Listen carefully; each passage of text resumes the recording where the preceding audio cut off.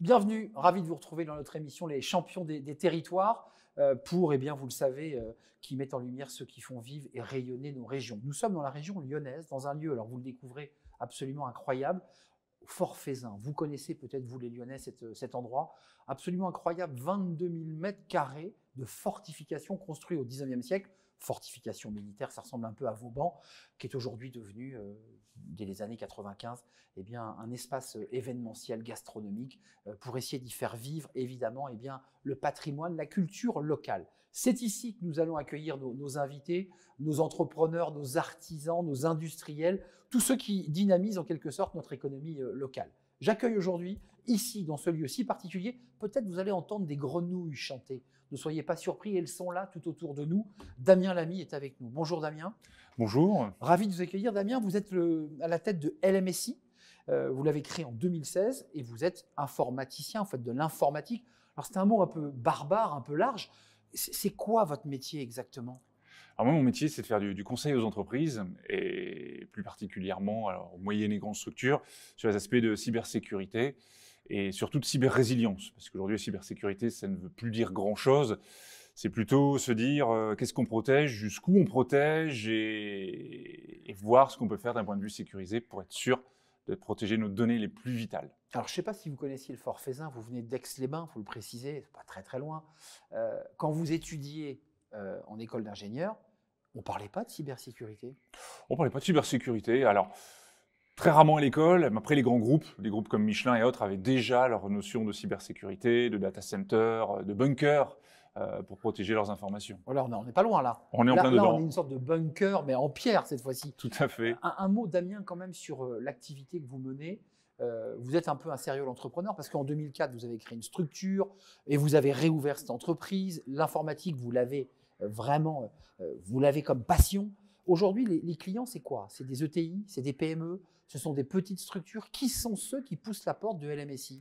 Alors, tout type de clients. On a des clients qui viennent en direct, effectivement, ce sont des plus petits clients, des clients un peu locaux, mais sinon, nous, on travaille essentiellement sur la France, avec aussi bien des clients parisiens, des moyennes grandes structures. On se développe aussi, on a quelques clients au Maghreb, on a un client en Chine, donc on rayonne un peu de partout, malgré tout, malgré notre petite taille et malgré notre positionnement avec Aix-les-Bains, on rayonne un peu partout. Mais qu'est-ce qui fait votre force ? Vous nous dites, moi, j'interviens au Maroc, j'interviens en Chine, je suis aussi en sous-traitance de très grands comptes de l'armée française, qui d'ailleurs a occupé ses locaux. Qu'est-ce qui fait votre force et votre valeur ajoutée ? Alors nous, sur notre partie conseil, c'est surtout l'écoute. C'est-à-dire même si un client a un problème ou veut du conseil, c'est pas un ticket. C'est-à-dire que nous, quand le client va nous appeler, au pire des cas, il nous laisse un message sur le répondeur et on va le rappeler. C'est pas, oui, mais vous n'avez pas fait le formulaire, vous n'avez pas fait le numéro autant. On est là pour écouter, répondre au mieux au client et essayer de lui proposer la meilleure chose. C'est d'ailleurs pour ça qu'on n'est pas certifié avec certains constructeurs. On ne veut pas revendre le constructeur avec lequel on a une marge arrière, on veut surtout revendre le constructeur avec qui c'est le produit qui correspond le mieux au client. Alors parlons de cybersécurité. Quand on parle cyber, on parle data, protection de nos données. Et j'ai vu en préparant cette émission que vous étiez très sensible à la donnée française. Il y a un grand débat sur les Américains nous pillent nos données, on le sait, évidemment les GAFAM. Vous dites il faut se battre sur la donnée française. Qu'est-ce que vous voulez dire par là ? En fait, nous, ce qu'on propose, on héberge chez nous en France, à côté d'Aix-les-Bains. On a mis en place ce qu'on appelle les data centers de proximité. Donc, on gère nous-mêmes nos propres serveurs. Alors, la technologie reste quand même une technologie des GAFAM, ça là-dessus. Malheureusement, on a un peu de mal à se positionner autrement. Mais en tout cas, la donnée, c'est nous qui l'hébergeons, c'est nous qui la protégeons et qui mettons en place nos propres actions. Mais on sent quand même que votre ancrage local, vous parlez beaucoup d'Aix-les-Bains, vous dites malgré Aix-les-Bains, on sent un attachement aussi à l'enracinement dans le territoire dans lequel vous êtes. Alors on essaye parce qu'en fait, on a beaucoup de clients qui disent bon, oui, mais jusqu'à maintenant, on vient chez vous parce qu'avant, on était un numéro. Donc on a chez X ou Y, c'était la même chose. Et c'est typiquement ce qu'on ne veut pas faire. On ne veut pas que notre client soit un numéro XY, mais on veut aider notre client à se développer.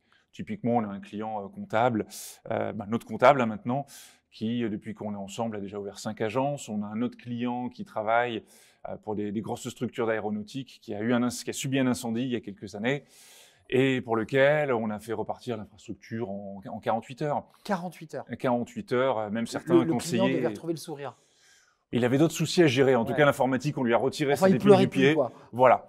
Et des gros interlocuteurs locaux n'ont pas été capables de répondre en 48 heures. On était sur 15 jours, 3 semaines avant d'avoir un premier interlocuteur qui a pu intervenir. De l'agilité, de la souplesse, de la réactivité, une forme de relation humaine aussi que vous entretenez avec vos clients. Tout à fait. Un mot quand même sur la cybersécurité. Alors, pour ceux qui ne sont pas informaticiens, tout le monde en a entendu parler. Les particuliers se font hacker, hameçonner, piquer leur carte bleue et tous ces sujets que l'on vit. Et puis l'entreprise, elle aussi, est victime de rançon, les ransomware, où on demande à l'entreprise de payer une rançon en échange bien, des codes et des informations. D'abord, question à l'expert. On paye ou on ne paye pas la rançon? Vous qui êtes un expert de ce sujet. Très, très compliqué à répondre là-dessus. Je ne vais pas dire que ça dépend du montant de l'amende, parce que je ne veux pas dire qu'il faut payer coûte que coûte. Mais typiquement, nous, on a un client qui a subi cette attaque. Il a pris, lui, la décision de payer, parce que l'attaquant lui avait demandé 6 000 € et le temps de remise en état de son système d'information lui coûtait 15 à 3 semaines de travail. Entre les salariés en chômage technique et autres, il a préféré payer. Alors, il a eu les codes, exceptionnellement, il a eu les codes, parce que la majorité des compagnies ne donnent pas les codes. En général, on paye, ils ne donnent pas les codes. Voilà, donc c'est pour ça que normalement, on dit qu'il vaut mieux pas payer, même si l'ANSSI aujourd'hui est efficace là-dessus. Malheureusement, ils ne sont pas assez nombreux pour aider les TPE. L'Agence nationale de sécurité informatique, qui évidemment qui est un organisme, une institution d'État qui accompagne vous aussi les entreprises. La cyber, c'est quoi? C'est le mal du 21e siècle et du 22e siècle? Oui, je pense. De toute façon, aujourd'hui, moi j'aime souvent dire à mes clients, la cybersécurité, réellement, ça n'existe plus, puisque ça fait tellement d'années qu'on donne nos informations en tour de bras que les protéger, il est trop tard, elles sont dans la nature. Pour ça, vraiment, je mets le point sur la cyber-résilience. C'est-à-dire, quelles sont vraiment les données les plus critiques pour vous, dont vous ne pouvez pas vous passer, ou demain, la boîte sera par terre. Attendez, ça veut dire que vous nous dites qu'il faut avoir une sorte de coffre-fort où on sécurise un maximum les données vitales de la boîte. C'est ça. C'est-à-dire que même un client qui va être hébergé chez nous, en data center, on va toujours rapatrier ses sauvegardes chez lui. En fait, on croise les informations, on va aussi aller les copier sur un autre site et on va mettre en place une espèce de coffre-fort avec les données strictement essentielles à son fonctionnement. Précisons qu'à l'MSI, vous faites aussi du conseil. D'abord, il faut quand même faire une photographie de la situation de l'entreprise pour quand même dire à votre client, là, vous avez une faille, là, vous avez des salariés qui ouvrent l'ordinateur dans le train, enfin, tous ces petits détails pratiques. Ça, vous le faites évidemment en première lecture. On fait de la sensibilisation justement au comportement dans le train, on fait de la sensibilisation auprès des comptables qui vont recevoir des changements de RIB. Votre fournisseur a changé de RIB et puis ils ne vont pas forcément vérifier le RIB et vont ressaisir cette nouvelle information dans leur système et ils vont virer des règlements de factures sur des mauvais comptes. Et là, malheureusement, l'argent est perdu, puisque la banque nous demande de le vérifier. Là, on est dans un vieux fric-frac des années 70. Là, on n'est plus vraiment dans la cybersécurité. Ouais. Mais ça rentre dans la grande famille de la cyber. Ça rentre dans les plus grandes familles de la grande cyber et ça reste aujourd'hui. Les plus grosses attaques sont celles qui marchent les mieux. On le voit chaque année, les détectives. Les plus simples. Les choses simples. Les détournements de fonds de la grande société de textile dont on ne citera pas la marque, qui a perdu, je ne sais plus, des millions d'euros avec cette personne. Un mot quand même sur votre passion, parce que vous êtes un passionné d'informatique, vous êtes aussi le passionné de vos clients, il faut quand même le préciser, il faut aimer ses clients. Et puis vous êtes aussi expert judiciaire, ça j'ai trouvé ça très très original. Expert judiciaire, c'est-à-dire vous êtes en conseil des tribunaux ou des avocats. Racontez-nous en quelques mots.